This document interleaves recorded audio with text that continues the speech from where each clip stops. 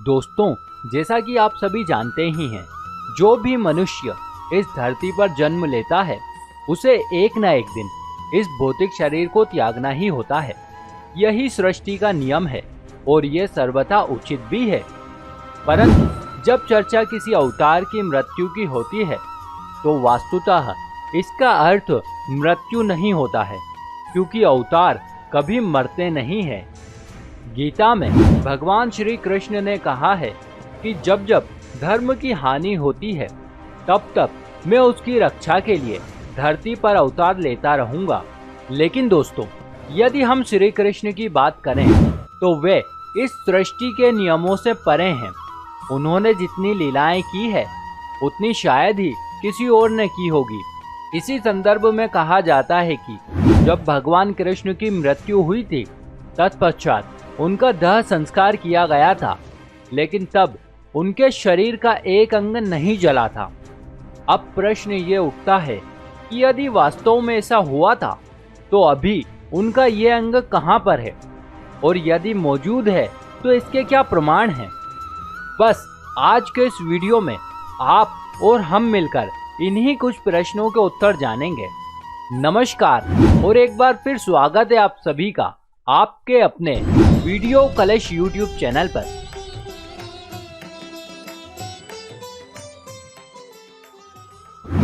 भगवान मृत्यु लोक को छोड़कर कैसे अपने लोक गए, इसका वर्णन भागवत पुराण के 11वें स्कंद में मिलता है। वैसे मित्रों, ये तो आप जानते ही हैं कि भागवत पुराण सुखदेव जी महाराज के द्वारा राजा परीक्षित को सुनाई गई थी। इसके 11वें स्कंद में सुखदेव जी परीक्षित से कहते हैं कि भगवान कृष्ण ने विचार किया कि यदुवंशी अभी भी पृथ्वी पर हैं और पूर्णतः मुझ पर आश्रित है, और ये यदुवंशी धन, जनबल, घोड़े आदि के माध्यम से बहुत ही बलशाली हैं और पृथ्वी पर अपनी मनमानी करते रहते हैं। यहाँ तक कि साक्षात देवतागण भी उन्हें पराजित नहीं कर सकते हैं। इसलिए मुझे यदुवंश के लोगों में आपसी कलह उत्पन्न करनी ही होगी, उसके बाद ही मैं अपने धाम वापस लौट सकूंगा। उस समय भगवान श्री कृष्ण द्वारका नगरी के राजा थे। तब एक बार ऋषि विश्वामित्र सहित अन्य ऋषिगण द्वारका नगरी पधारे। तब कृष्ण पुत्र साम समेत कुछ यदुवंश कुमारों को शरारत सूझी और उन्होंने उन ऋषि मुनियों के साथ मजाक करने का दुस्साहस किया। ऋषियों ने भांप लिया कि उनके साथ उपहास किया जा रहा है।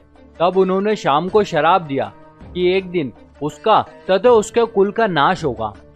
उन सबके जाने के पश्चात द्वारका में कुछ दुर्भाग्यपूर्ण घटनाएं, उत्पात और अपशगुन होने लगे।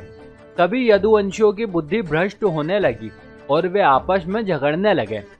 इस लड़ाई ने इतना भयंकर रूप ले लिया कि सभी यदुवंशी मृत्यु को प्राप्त हो गए। इस प्रकार से ऋषियों द्वारा दिए गए श्राप के कारण यदुवंश का नाश हुआ। साथ ही गांधारी द्वारा दिया गया श्राप भी पूरा हुआ। यह श्राप उन्होंने महाभारत युद्ध में अपने पुत्रों की मृत्यु से शोकाकुल होकर श्री कृष्ण को दिया था। इस घटना के पश्चात बलराम जी चिंतन में लीन हो गए और ध्यान में रहकर ही उन्होंने अपने भौतिक शरीर को त्याग दिया। कुछ समय पश्चात भगवान श्री कृष्ण एक पीपल के वृक्ष के नीचे बैठकर सभी दिशाओं से अंधकार को नष्ट कर प्रकाशमान कर रहे थे।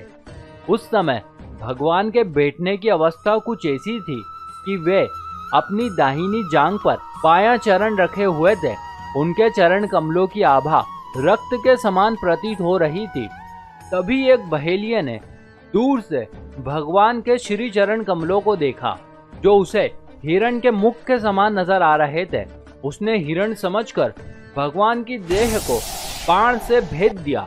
इसके पश्चात भगवान अपने शरीर समेत भगवत धाम के लिए प्रस्थान कर गए। लेकिन अनेक मान्यताओं और लोक कथाओं के अनुसार पांडवों द्वारा उनके शरीर का अंतिम संस्कार करने का उल्लेख भी मिलता है। अंतिम संस्कार के समय उनकी देह पूरी तरह से जलकर पंच तत्व में विलीन हो गई, परंतु उनका दिल नष्ट नहीं हुआ और अंत तक जलता ही रहा। तब उनके हृदय को जल में प्रवाहित कर दिया गया। उनकी देह का ये हिस्सा राजा इंद्रद्युम्न को प्राप्त हुआ। वे भगवान जगन्नाथ के परम भक्त थे। उन्होंने इस हृदय को भगवान जगन्नाथ की लकड़ी से निर्मित प्रतिमा में स्थापित करवा दिया और आज भी ये हृदय उसी प्रतिमा में मौजूद है। यहाँ पर भगवान जगन्नाथ अपने भाई बलराम तथा बहन सुभद्रा के साथ विराजमान हैं। क्योंकि ये मूर्तियां लकड़ी से निर्मित की गई है, इसलिए इन्हें हर 12 वर्षों में बदला जाता है। लेकिन हर बार श्री कृष्ण का हृदय पुरानी मूर्ति से निकालकर एक नई मूर्ति के खोल के अंदर सुरक्षित रख दिया जाता है। परंतु जब भी यह अनुष्ठान किया जाता है, उस समय पूरे शहर की लाइट बंद कर दी जाती है।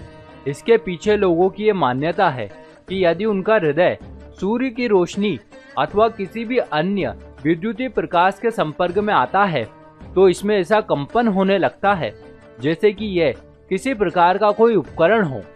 इसके अलावा जो पुजारी इस अनुष्ठान को करते हैं, उनकी आंखें तथा हाथों पर पट्टियां बांध दी जाती है ताकि वे ना तो इसे देख सके और ना ही इसे छू सके। साथ ही साथ मंदिर के अंदर का फोटो लेना भी पूरी तरह से वर्जित है। इसके अलावा तब से लेकर आज तक इस मंदिर में रहस्यमय ढंग से चमत्कार होते आ रहे हैं और कुछ चमत्कार तो ऐसे हैं जिन्हें आज भी खुली आंखों से देखा जा सकता है।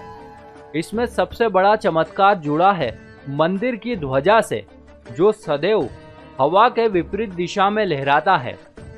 इस ध्वजा को हर दिन बदला जाता है। इस प्रक्रिया में एक पुजारी को ऊंचे गुम्मद पर चढ़कर ध्वजा बदलनी होती है। इस ध्वजा की छाया दिन में किसी भी समय जमीन पर दिखाई नहीं देती है।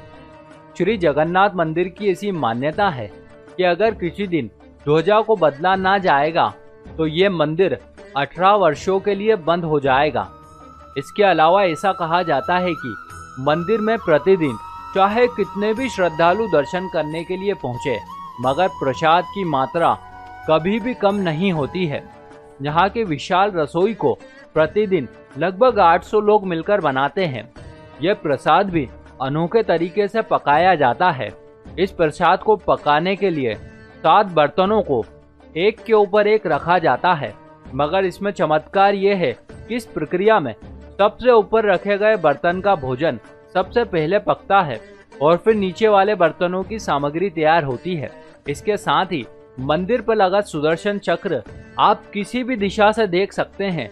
ये हर तरफ से देखने में ऐसा प्रतीत होता है कि ये चक्र आपके सामने ही लगा है। इस मंदिर की गुम्बद के ऊपर ना कभी कोई पक्षी बैठता है और ना ही कभी कोई विमान इसके ऊपर से गुजरता है। इसके अलावा भी दोस्तों, ये मंदिर अनगिनत रहस्यों को अपने अंदर समेटे हुए है। तो इन्हीं कुछ संकेतों से पता चलता है दोस्तों कि आज भी इस मंदिर में भगवान श्री कृष्ण की शक्ति मौजूद है। इसी के साथ हमारी ये कथा भी यहीं समाप्त होती है।